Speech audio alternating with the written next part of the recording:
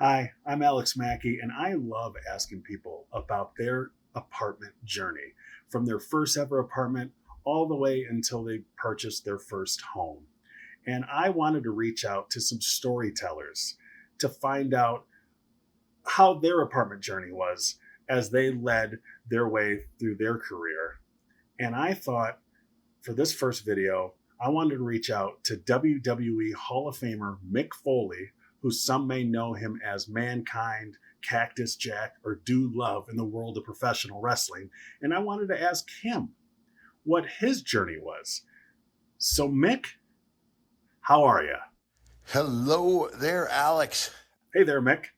Give us a rundown of the apartments that you lived in as you worked your way through the pro wrestling circuit. But I'll take you through the different places I lived. When I got to my first first full-time job in Memphis, we actually, all the wrestlers except for Lawler lived in Nashville. It was a more central location.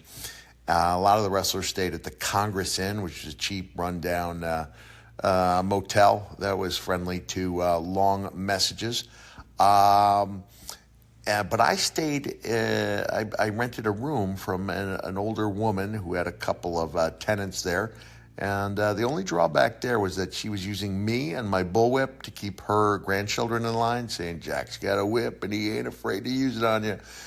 So when I left there, I went to Texas, where I did stay. I rented a room in a house. There was some rampant drug use and violence going on in the house. And so I essentially bailed out of there, and I did go to an apartment in Irving, Texas. There was a rumor that there was some dalliances with the hardcore legend and Joanne, the woman who made a lot of the tights and gear for the men and women. I could just have to take my word. There was no relationship. And then after I went there, down to Continental, where they had an apartment for us. We had like 6 people, I think, in a 2-bedroom. It may have been a 3-bedroom. But we clearly had roommates, and we had a lot of fun, but we didn't make any money. That was with downtown Bruno. Brian Lee lived up the street. I'm trying to think who else lived there besides me and Bruno. There were several, at least 3 or 4 other people. And then when I got to WCW, my wife and I had an apartment where we were expecting the birth of our first child, but we ended up traveling back to my parents' house. And after that, we purchased our first house, and our days of apartments were over. Although we did live in a condo in Florida for a year. So there you go, Alex. I hope you have enjoyed this trip through my apartment career.